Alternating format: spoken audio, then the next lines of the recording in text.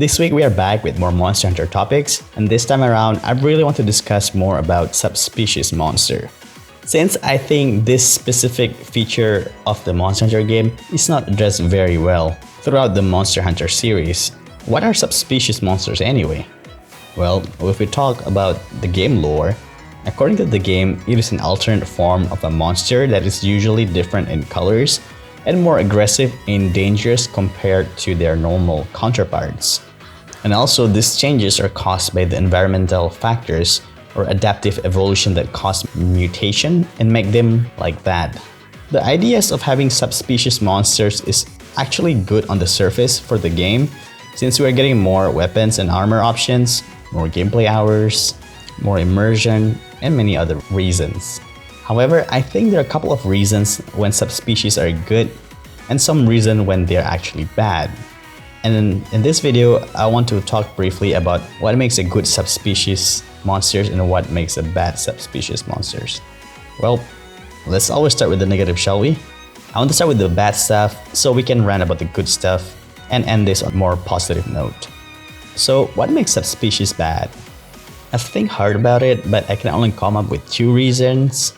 The first one is, if only they make them to deal more damage and just change elements from the original version of the monster. Pink Rathian is a perfect example of this. All of its attacks are the same with the original Rathian. The only thing that makes it different from normal Rathian is that obviously it has a pink color, and this monster is stronger than normal Rathian because the frequency of how often it uses the poison tail attack, which instead of making it unique, it seems like a more annoying version of Rathian. And we have no idea why the heck the color is pink. It seems so unnatural, and there's no pink on any of its gameplay.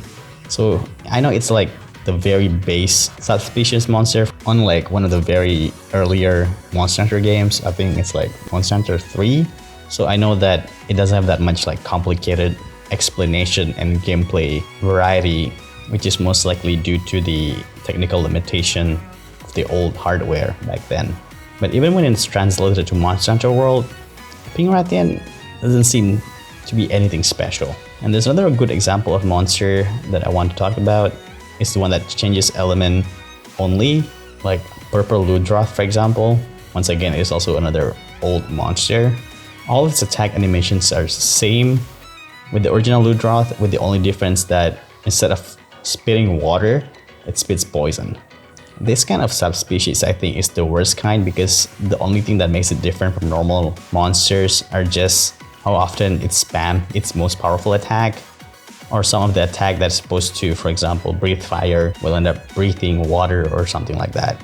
Since it doesn't add much into the game itself except to be a fodder to make weapons and armors. I really hope this kind of subspecies are not added into Monster Hunter Wilds unless the developers do many overhauls to make them more unique, not just a color palette swap. And the second reason why I think subspecies monster could be bad is when they're being piled up with other monsters. Basically, it feels like they're just a side character during our hunt, or maybe a side boss that you just want to defeat in order to get into the next level. I remember back during Iceborne expansion, there were so many new subspecies monsters being added into the game. Don't get me wrong, I always love subspecies monsters, but they are being put so close to each other, like a back-to-back quest, which makes them less memorable. And as I've mentioned previously, they're just a fodder for your weapons and armors. But there's one thing that I hope that Monster Hunter World did differently. They should have put some of the subspecies back in the base version of Monster Hunter, or maybe like 40% of them, and have the other 60% to actually show up in Iceborne expansion. So they're not piling up on top of each other, and we players not end up saying, wait, I don't remember that this monster was actually in the game, which is quite a shame when they have so much potential. I wish that in Monster Hunter Wilds, if there's going to be a subspecies monsters in the game, they should not make it as a quest, but it is more like something that you do as your own investigation, so that you try to find that subspecies yourself if you have the desire to do so. So that way you can have some kind of unique experience with each of subspecies monsters. I don't know, it's just an idea that I think that could make the game a bit more interactive in that way. Oh yeah, are you liking what you heard so far? Please press that like and subscribe button to support me and keep making more content like this and spread the love and awareness about video games to other gamers out there, because I just want to appreciate the video games that I love. Well, I digress long enough. Let's move on to what makes subspecies monsters are actually good. Well, mostly it will be the exact opposite of what makes them bad. But to be a bit more specific, the first one should be when their behavior is different from their original counterpart, including their attacks, hence showing more varieties of different kinds of animations, so they don't feel like too samey with their original counterpart. A great example of this would be the coral Poke. Coral Poke likes to store water that they drink and hence utilize that as a part of its main attack to defend itself. That's why Coral Poke has this unique animation when it dunks its water in Coral Highland on a body of water and start drinking them like crazy. And those water are being used to shoot water jet from its tail. The animation for its water jet is unique and it doesn't share with the normal Poke until Poke has it in Monster Hunter Rise, I think. There are some other relatively well-designed subspecies monsters from Monster Hunter Rise, like Flaming Espinas, Magma Almudron. They are another great example of a well-designed subspecies monsters because they behave differently and it reflects on its movesets.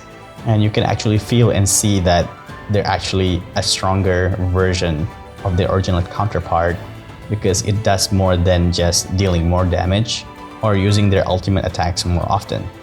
It would have been great if they interact with the environment more though. But that's not what Monster Hunter Rise was for.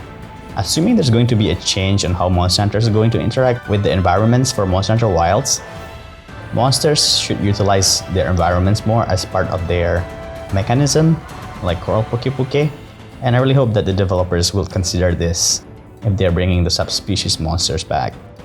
And the second reason when I think subspecies monsters are good is when they have different body parts from their normal counterparts and it's being used as part of its interactions. So basically what I'm trying to say is that it's more than just color palette swap. But also bear in mind that it is not just for visual purposes that they have different body parts, but it also changes how they use it as part of their form of aggression or defensive purposes.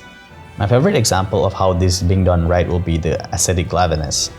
Ascetic Glavenus has a different tail than the normal Glavenus. While Glavenus is more like a greatsword, Ascetic Glavenus tails would be more like a longsword. Due to having different tail shapes, the way it attacks also differs. If normal Glavenus does a lot of huge swing like a greatsword, Ascetic Glavenus does a lot of slashes and stabs, like how you would use a longsword in the game yourself as a hunter. So basically, my point is that subspecies monsters must be done more than just with a color swap, but also show some of the body parts changes due to their evolutions. In the past, it might be too much work during the old era of Monster Hunters, or even during Monster Hunter World, most likely due to technological limitation. But with the new modern technology and how games have come so far, I think this kind of changes should be done in subspecies monsters. And I think this has to be the standard moving forward. And the last reason when subspecies monsters are good is to increase monster varieties. Monster Hunter Rise, I think, did a decent job in managing the number of subspecies monsters that they have, because I would say 90% of them give you different kind of hunting experience compared to their original counterpart. So having a variety is quite good.